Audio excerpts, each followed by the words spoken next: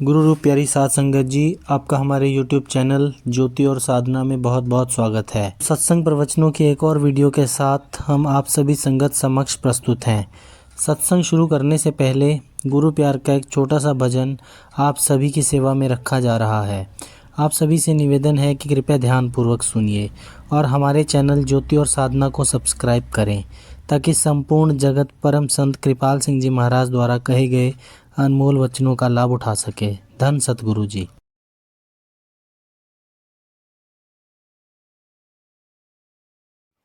दीवा बाल के मिटा ले हनेरा, कुली दे विच यार देख ले। दीवा बाल के मिटा ले हनेरा, कुली दे विच यार देख ले। कानू तकदा चार छुपेरा, कुली दे विच यार देख ले। आया बुढ़ापा गई जवानी, एह कुल्ली हो गई पुरानी। आया बुढ़ापा गई जवानी, एह कुल्ली हो गई पुरानी। पर तू इस दी सार न जानी, समझ न सकिया ओ अभिमानी। इस कुली विच चमकण तारे, चंद सूरज पिया लिशकां मारे। इस कुली विच चमकण तारे, चंद सूरज पिया लिशकां मारे। विचे लाया किरपाल ने डेरा, कुली दे विच यार देख ले।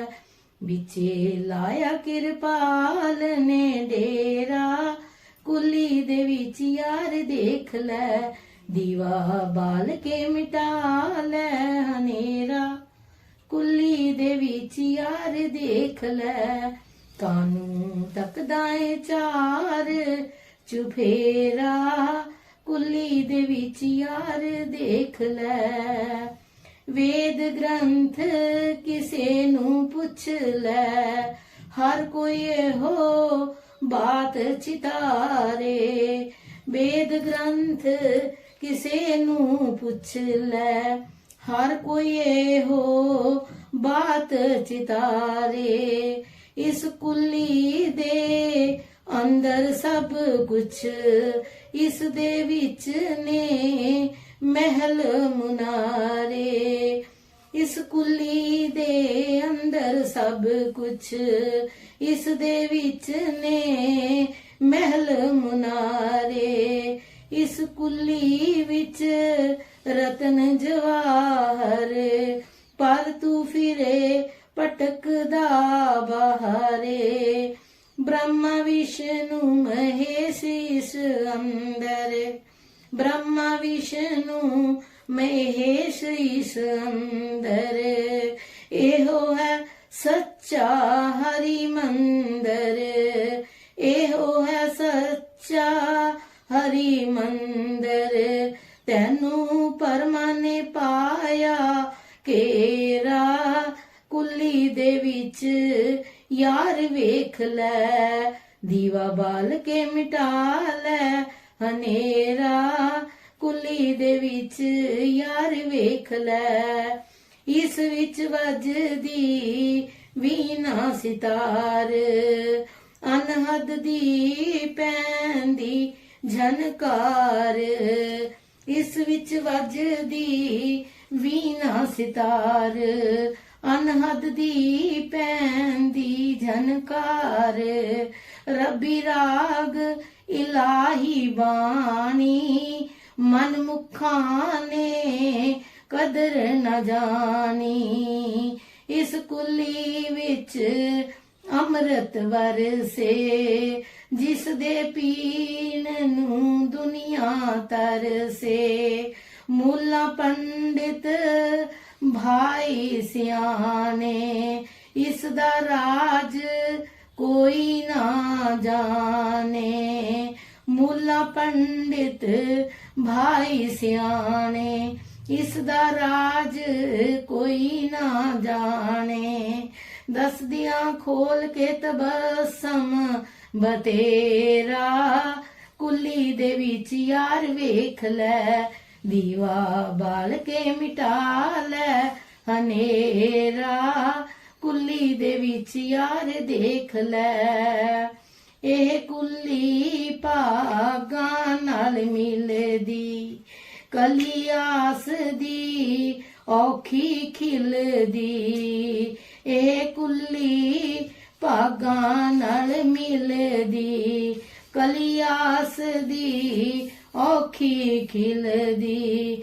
ਬਖਸ਼ਿਸ਼ ਬਾਝੋਂ ਹੱਥ ਨਾ ਆਵੇ, जन्म अनेका मन भटकावे।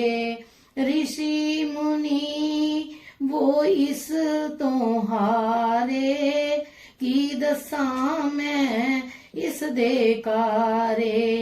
ऋषि मुनि भी इस तो हारे, की दसा मैं इस दे कारे। सारे इसदा पानी भर दे, इस दे हमले तो सब डर दे। सारे इसदा पानी भर दे, इस दे हमले तो सब डर दे। सतगुर है सहारा एक तेरा, कुली दे विच यार वेख लै, दीवा बाल के मिटा लै हनेरा, कुली दे विच यार वेख लै।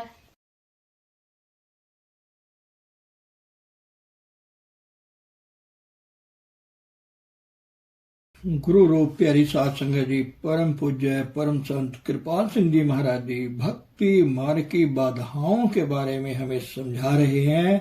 सबसे पहले बात यह है कि स्त्री और पुरुषों को सदा विरोधी लिंग के बारे में नहीं सोचते रहना चाहिए, और ना ही ऐसे अश्लील नावल पढ़ने चाहिए जिससे कामुक विचार पैदा हों।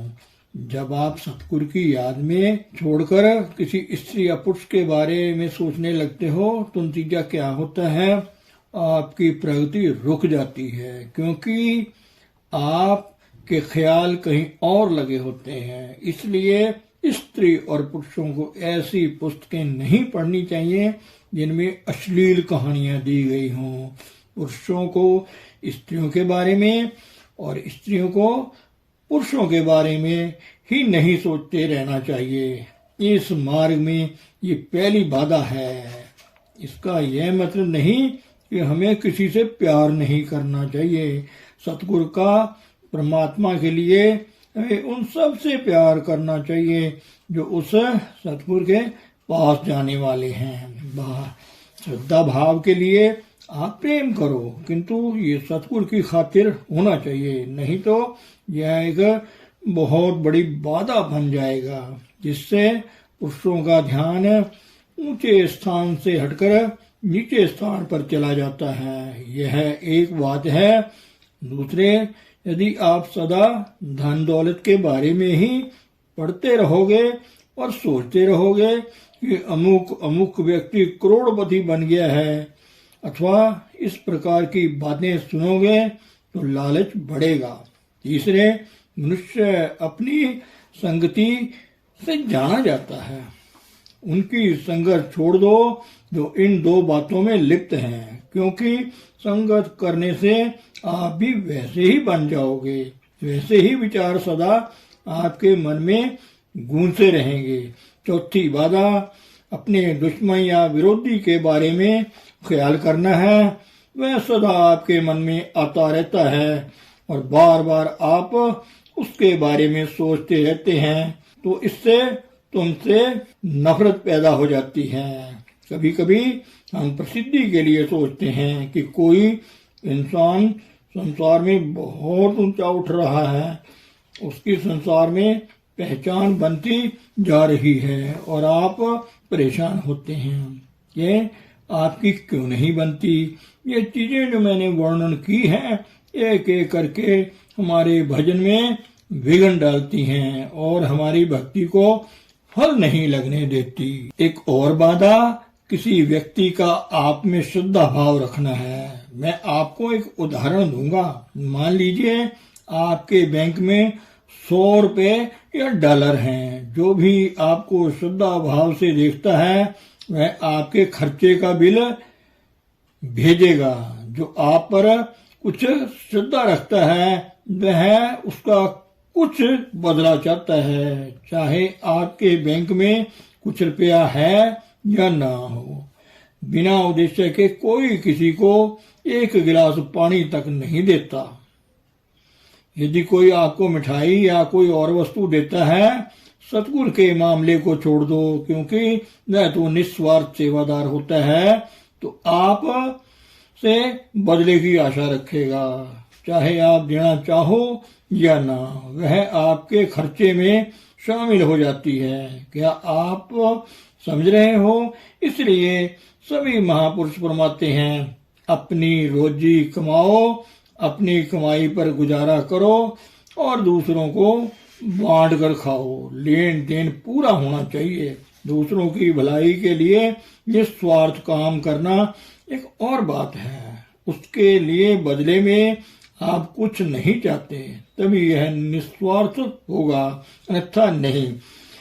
जब आप कुछ करवाना चाहते हो तो उसके लिए आप कुछ दोगे भी। अगर खाते में पैसा नहीं है तो आप दिवालिये हो जाएंगे। कभी कभी हम कुछ होने का ढोंग करते हैं और वैसा ही रूप बनाते हैं, पर आप असल में वैसे होते नहीं। अब पहले आपको धोखा देते हैं, फिर अपने अंदर बसे परमात्मा को धोखा देते हैं तथा इसके बाद दूसरों को धोखा देते हैं। ऐसा कितनी देर चल सकता है? आखिर असलियत एक दिन बाहर आ ही जाती है। आप पुरुष हो या स्त्री, विरोधी लिंग के बारे में ही नहीं सोचते रहना चाहिए। यदि आप सदा शरीर के बारे में सोचते हो तो कुदरती तौर पर विरोधी लिंग के बारे में सोचोगे। हजरत ईसा ने फरमाया है, पतियों को पत्नियों से ऐसे प्यार करना चाहिए जैसे मैंने चर्च के साथ किया है। यहाँ तक कि पति पत्नी को एक दूसरे के बारे में पुरुष और स्त्री के तौर पर नहीं सोचना चाहिए।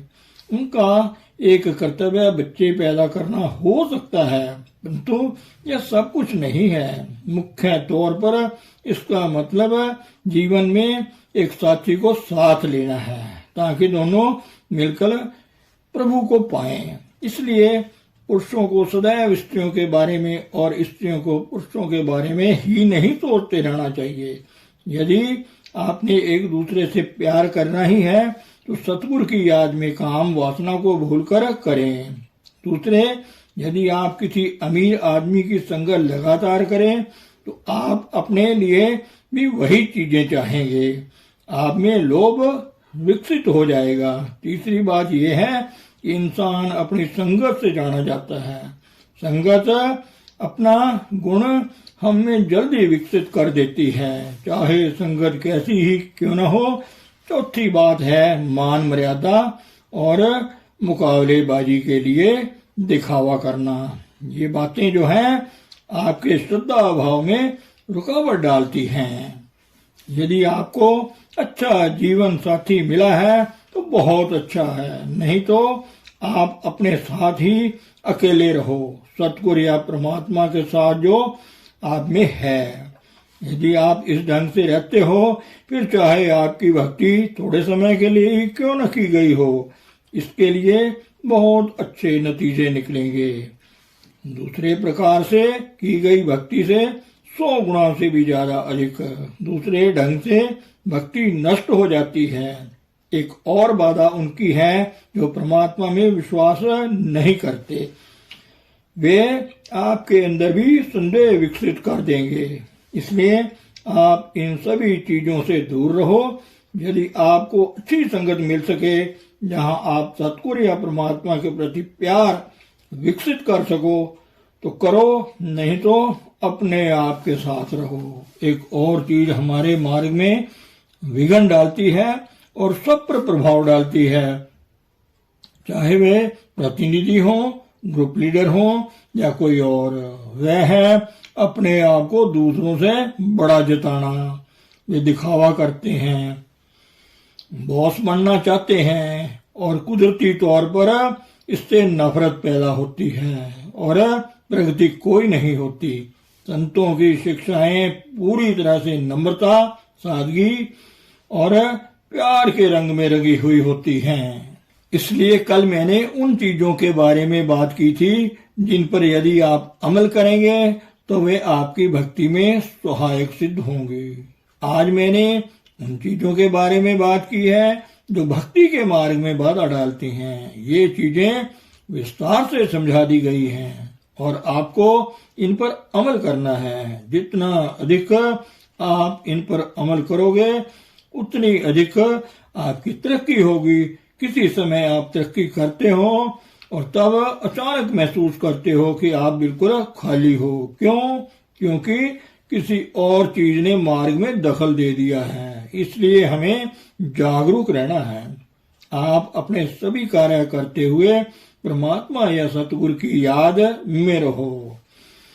अपनी कंपास की तरह सुई को हमेशा उत्तर दिशा यानी सतगुरु की ओर रखो, तब आप सुरक्षित रहोगे। सतगुरु की खातिर सबसे प्यार करो। यदि आप किसी व्यक्ति की खातिर एक दूसरे से प्यार करोगे तो वह आपके सतगुरु के प्रति प्यार के मार्ग में रुकावट बन जाएगा। यदि आप सतगुरु से प्यार करते हो तो उसका कहना मानो। गुरु रूप प्यारी साध संगत जी, परम पूज्य परम संत कृपाल सिंह जी महाराज जी सतगुरु के हुक्म के बारे में बयान कर रहे हैं। सतगुरु के पास व्यक्ति को खुले मन से आना चाहिए। वह महात्मा उसके द्वारा अब तक किए गए व्यक्तिगत और सामाजिक सब कर्मों को जानता है, जिनके कारण कि अभी तक उस व्यक्ति को मुक्ति नहीं मिली। इसलिए उसे इन सब कर्मों को त्याग कर आध्यात्मिक अभ्यास के लिए सतगुरु से हिदायतें प्राप्त करनी चाहिए। निर्देश प्राप्त करके उसे उनका दृढ़ता से पालन करना चाहिए और उसे मात्र यही श्रद्धा भक्ति अपनानी चाहिए। सतगुरु की मौज को ही सच्चा संदेश समझना चाहिए। यह मानव की अकल की कसौटी पर ठीक उतरे अथवा न। हमारी सियानत और बुद्धि सीमित है, इसलिए यह उन गहराइयों तक नहीं पहुंच सकती जहां तक कि सतगुरु की पहुंच है। वह अपने निर्देशों की क्यों और किस लिए भली भांति जानता है और एक पूर्ण जिम्मेवार फील्ड मार्शल की तरह है अपना हुक्म देता है। इसलिए हमें सच्चे सिपाही की तरह दृढ़ता पूर्वक उसकी आज्ञा का पूर्णतः पालन करना चाहिए। हमें सतगुरु की शिक्षाओं और उनके पीछे छिपे भेद को ध्यान से समझने की कोशिश करनी चाहिए। मन बुद्धि के रगड़ों झगड़ों में समय नष्ट नहीं करना चाहिए। जब अधिकारी गोली चलाने का हुक्म देता है तो सिपाही को गोली चला लेनी चाहिए, क्योंकि इस निर्णय का जिम्मेवार अधिकारी खुद होता है। इसलिए हमारा कर्तव्य है हुक्म मानना और जरूरत पड़ने पर मर जाना भी। जब तक हमारे मन की अवस्था इस तरह के पालन के लिए तैयार नहीं होती, तब तक हम नाम से मिलने वाले लाभ प्राप्त नहीं कर सकेंगे। गुरु रूहानियत के रास्तों का पूरी तरह जानकार होता है। सतगुरु के सामने जबानी मियाँ मिट्ठू बनने से हमें कुछ नहीं मिलेगा। सतगुरु जो कहता है उसके प्रति पूरी श्रद्धा चाहता है, क्योंकि इसमें ही शिष्य की पूर्ण भलाई छिपी होती है। जो व्यक्ति बार बार सतगुरु के दर्शन करते हैं वे उसे अधिक प्यार करना शुरू कर देते हैं, और जो उसके शब्दों को सच मानते हैं वे परमात्मा के प्यारे बन जाते हैं। सतगुरु का हुक्म कैसा भी हो, हमें दृढ़ता पूर्वक उस पर चलना चाहिए ताकि हम शब्द को पकड़ लें जो हमें अपने निज घर वापस पहुंचा देगा। प्रभु प्रेम का मतलब है सख्ती से उसका हुक्म मानना। सतगुरु के वचनों को सतगुरु से अलग नहीं किया जा सकता।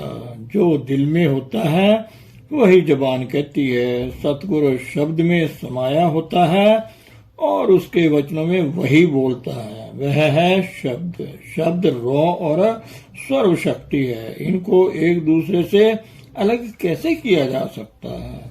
उसके शब्द चाहने वालों के दिलों में भाले की तरह चुभ जाते हैं और कोई दूसरा नहीं जान सकता कि किस मधुर जुदाई में वे कष्ट सहते हैं। यह अति आवश्यक है कि हम सतगुरु की मौज में रहें, क्योंकि ऐसा करने में ही सेवक की भलाई है। कई लोग सतगुरु से मिलते तो हैं, परंतु यही मिलना ही काफी नहीं है। मुक्ति के लिए हमें मन, वचन और कर्म करके उसकी आज्ञा का पालन करना है। जो सतगुरु के हर वचन की पालना करता है वह मालिक का अनुभव कर लेता है, किंतु हम तो उसके आदेशों को अपने विचार अनुसार बदलने की कोशिश करते हैं। कुछ लोग एक कान से सुनकर दूसरे कान से निकाल देते हैं। दूसरे लोग उसे ये दिखाने के लिए सुनते हैं कि वे बहुत बड़े विद्वान हैं और मुंह के रास्ते निकाल देते हैं। ये दोनों बातें तब तक आपको कोई सच्चा लाभ नहीं देती जब तक कि ये चीजें आपके जीवन का अंग नहीं बन जाती। जो भोजन हजम हो जाता है वही आपको शक्ति देता है, नहीं तो यह मिथ्या, अहम और दूसरी बीमारियां पैदा करेगा। हम सतगुरु के हुक्म मानने का केवल बाहरी दिखावा करते हैं, परंतु उन पर अमल नहीं करते। यहाँ तक कि उसकी अनुपस्थिति में भी हुक्म तो हुक्म ही होते हैं। हुक्म ही सतगुरु होता है। जो सतगुरु के वचनों को माथा टेकते हैं वे अवश्य मुक्त हो जाते हैं। यदि आप आंख मूंद कर भी सतगुरु के वचनों को मानोगे तो भी आपको लाभ होगा। जो सतगुरु के आदेशों को मानता है वही जानता है कि परमात्मा क्या है, किंतु क्या हम उसका हुक्म मानते हैं? यदि हम दृढ़ता से 6 मास भी आज्ञा का पालन करें तो हम अपनी हालात में एक अद्भुत परिवर्तन पाएंगे। आप इसी जीवन में ही मुक्ति प्राप्त कर सकते हो।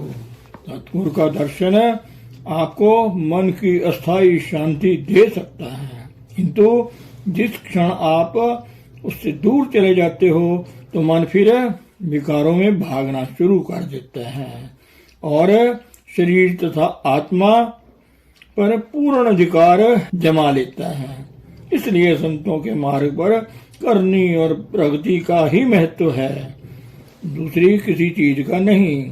सतगुरु के वचन जब तक दिल में गहरे उतर जाते हैं तब उनको मानने के अलावा हम कुछ भी सोच नहीं सकते।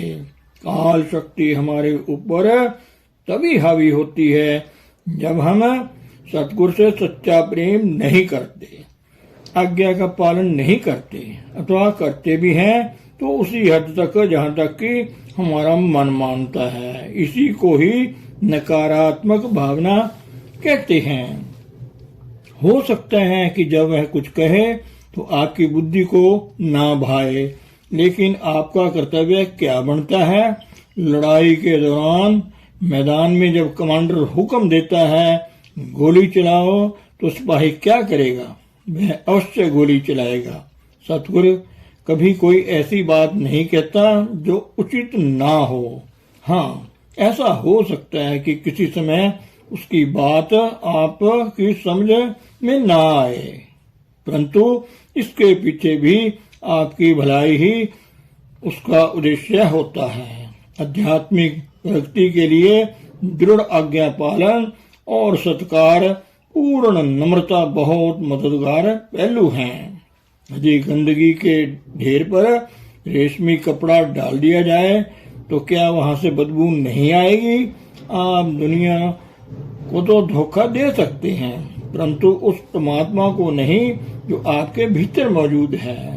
जो कहा जा रहा है इसे दिल में बसाओ। देखो आप कहाँ तक बदले हो, या आप निमन स्वभाव के वही इंसान हो। बाहर से तो आप नतमस्तक होते हो, किंतु मन नहीं बदला है। ईसा ने क्या कहा? उसने कहा अपने मन को बदलो तो प्रभु की बादशाहत आपके नजदीकी है। यही सारे महापुरुष कहते हैं, अपने मन को बदलो।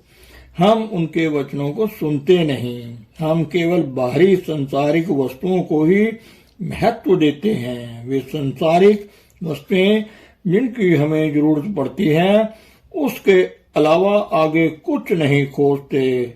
यहाँ पर कितने भाई हैं जो केवल प्रभु प्राप्ति के लिए ही आए हैं। जो परमात्मा के लिए आए हैं वे निश्चय ही उसे पा लेंगे। यदि किसी और वस्तु के लिए आए हैं तब उनको वह चीज तो मिल जाएगी, परमात्मा नहीं।